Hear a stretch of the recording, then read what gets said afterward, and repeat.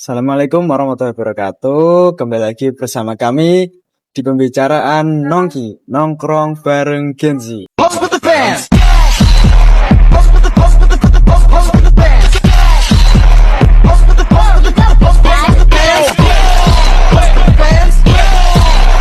Teman-teman, jadi di sini kita akan membahas tentang kendala-kendala yang dialami oleh Gen Z di era perkembangan teknologi dengan nilai-nilai keislaman. Apa aja itu? Menurut Anda itu apa aja kendala-kendala yang dialami generasi zaman sekarang? Ya Mas, gini menurut saya yang paling sering kita lihat ya Mas, Gen Z sekarang itu kayak di kemajuan teknologi Mas, khususnya itu kayak handphone atau HP. Nah itu kan kayak sering kita lihat anak-anak zaman sekarang itu mereka kayak lebih condong ke penggunaan handphone yang terlalu berlebihan Mas, sehingga mereka kayak lupa kayak dengan adanya tugas, dengan adanya nilai-nilai Islam seperti kewajiban mereka dalam melaksanakan sholat. Nah di situ kan mereka jadi kayak sering menunda-nunda pekerjaan mereka gara-gara kemajuan teknologi khususnya di handphone tersebut Mas. Loh, tapi kan di antara lain kan di dalam handphone pun juga ada yang namanya Al-Quran digital. Ada pemandu-pemandu sholat juga. Iya bener Mas, aplikasi lain. Nah, tapi kan itu tidak bisa menjamin lah Mas. Kan cuma digital Al-Quran digital. Kalau tidak dari orangnya sendiri untuk merespon kewajiban-kewajibannya kan ya gimana Mas kita? Ya itu betul juga Mas. Berarti yang disalahkan itu orangnya, bukan teknologinya. Kalau berarti tidak berpengaruh kan? Ya enggak juga Mas. Tapi kalau handphone itu ya bisa mempengaruhi orang tersebut loh Mas. Kayak mereka kayak walaupun di dalam HP tersebut ada Al-Quran digital, ada banyak-banyak, tapi apa yang mereka lakuin itu kan enggak tergantung semuanya itu. Mereka malah lebih kayak scroll TikTok, malah sering menunda-nunda waktu dengan bermain game. Padahal sebenarnya kalau mereka mau melihat mencari informasi-informasi penting kan juga bisa. Tapi yang sering kita alamin, yang sering kita lihat dari Gen Z, realnya kenyataan di zaman sekarang ya, anak Gen Z gitu ya. Iya. Jadi solusinya itu pembekuan untuk HP atau pembatasan terhadap penggunaan HP. Nah mungkin pembatasan sih Mas. Ya menurut saya kayak dari pembatasan kayak anak-anak sekarang atau anak-anak Gen Z itu harus dibatasin lah. Kayak harus diajarin dari HP itu enggak semestinya mereka menganggap HP itu kayak enggak ada informasi-informasi penting. Mungkin mereka kayak gara-gara adanya HP mereka kayak lebih sering nunda-nunda loh Mas. Kayak mereka lebih malas gitu kan. Lebih kayak ke negatifnya loh Mas kayak dengan adanya handphone. Padahal kan kalau kita mau mikir kan handphone kan banyak juga fungsinya selain dari main game tadi. Nah, terus bagaimana kalau kita ingin mengembangkan nilai-nilai Islam di era perkembangan teknologi zaman sekarang? Dengan contoh adanya HP tadi. Kan itu kan juga menjadi suatu kendala. Lah, kita kan juga harus mencari sebuah solusi. Lah, apa solusinya di era perkembangan ini? Nilai-nilai Islam itu juga ikut berkembang, tidak hanya teknologinya saja. Berarti kan kita bisa memanfaatkan teknologi tersebut untuk melakukan hal-hal baik gitu kan Mas. Ya, seperti contoh YouTuber atau konten kreator kemarin lah, Ferry Irwandi. Itu dia membuka peluang donasi untuk masyarakat Sumatera yang terkena bencana. Betul. Nah, kalau enggak gini, biasanya kan pasti di Gen Z kan nggak mungkin kayak lihat-lihat tuh di YouTube ya. Pasti kan ya sering kalau di TikTok atau di IG. Nah, pasti di TikTok kan kayak ada konten-konten kayak pengajian atau dan juga yang lain. Nah, itu kan bisa membuat zaman-zaman anak kecil itu bisa kayak berubah gitu. Karena kan ya juga ada pastinya di TikTok kan enggak jelek semuanya gitu konten-konten, ada juga yang baik kan. Itu video dari ceramah-ceramah gitu kan Mas. Iya betul. Tapi lebih banyak di dalam di dalam teknologi yang bernama HP itu lebih banyak yang namanya negatifnya kita itu malah lebih banyak negatifnya.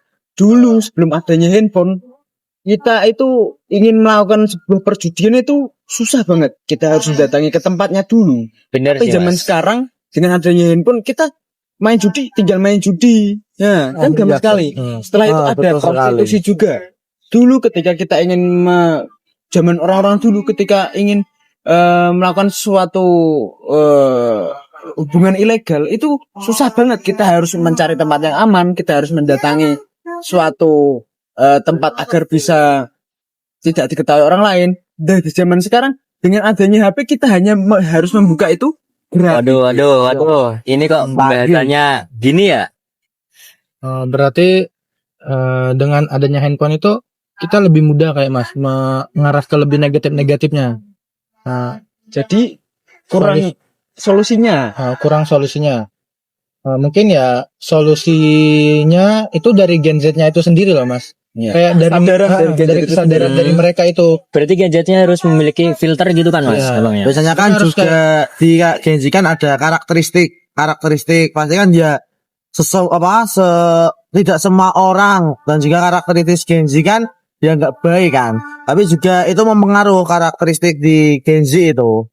Nah, tentang karakteristik Gen Z zaman sekarang, Gen Z kan lebih banyak ngeluhnya. Intinya tuh Gen Z tuh banyak ngeluh. Betul. 1-2 kali dia tidak berhasil, dia akan menyerah dan dia akan cari solusi yang lain. Nah, dengan cara seperti itu kan dia kan akan meningkatkan suatu membazir waktu lah. Nah itu sih Mas, kayak lebih susah di zaman sekarang kan. Kayak dengan adanya kemajuan teknologi kan banyak campur-campur lah Gen Z antara handphone itu positif apa handphone itu negatif. Masih 50-50 gitu kan Mas? 50-50. Karena itu dari penyaringan dari Gen Z-nya itu sendiri sih Mas menurut saya. Karena kan saya juga Gen Z kan. Saya juga ngerasain kayak dengan hadirnya handphone kayak makin susah loh Mas. Dulu semenjak di pondok kayak kan nggak ada handphone kan, nggak ada batasan itu kayak lebih Rajin gitu kan. lebih sering Sholat Lebih teratur. Lagi teratur. kali saya keluar dari pondok kan saya merasain handphone itu ada terus di samping saya. Jadi kayak lebih saya ngerasain handphone itu lebih ke arah negatif sih Mas. Nah, berarti solusi yang bisa saya ambil di sini adalah adanya suatu pondok pesantren. Nah, pondok pesantren kan membatasi kita untuk melakukan suatu kemaksiatan. Nah, di situ kita itu bisa paham apa yang batasan-batasan yang telah ditentukan oleh agama itu di dalam pondok pesantren. Dan solusi yang disampaikan oleh teman-teman tadi yaitu adanya pondok pesantren atau penguatan tentang keislaman di dalam diri kita. Iya, gitu Mas. Terus tadi juga Mas ada solusi kan yang mungkin tadi kelupaan tadi Mas Wahyu filter. Iya, filter. Filternya Itu dari Gen Z-nya sendiri bisa memilah-milih informasi yang positif apa informasi yang negatif. Oke. Nah, mungkin itu juga salah satu solusi yang paling Oke. Jadi bisa kita tarik kesimpulan bahwa generasi zaman sekarang itu harus bisa introspeksi diri, harus bisa menjaga diri, harus bisa mengetahui batasan-batasan yang telah ditentukan oleh agama. Nah, terima kasih kepada Mas-mas yang telah mau berkontribusi di dalam pembicaraan kali ini. Mungkin banyak kurangnya di dalam pembicaraan kita kali ini. Nah, kita sampai di ujung pembicaraan kali ini. Nah, dari teman-teman ada pesan atau kesan untuk penonton-penonton atau gadget-gadget yang sedang ada di luar kali ini yang sedang menonton kita. Mungkinkah ada pesan-pesan? Mungkin kalau dari saya sendiri ya juga kan dari netizen. Nah, ya mungkin kalau dari saya buat untuk netizen ya sering kayak buat konten-konten atau kreator gitu, buat ya collab sama kayak influencer maupun buat konten-konten yang baik lah, Manfaat. gitu. Ya bermanfaat buat kayak Gen Z. Nah pokoknya ya sering buat kayak konten-konten, nah terus nanti bisa disebarkan di TikTok dan Konten-konten juga keilmuan berarti yang harus disebarkan ya, lebih banyak disebarkan di zaman sekarang.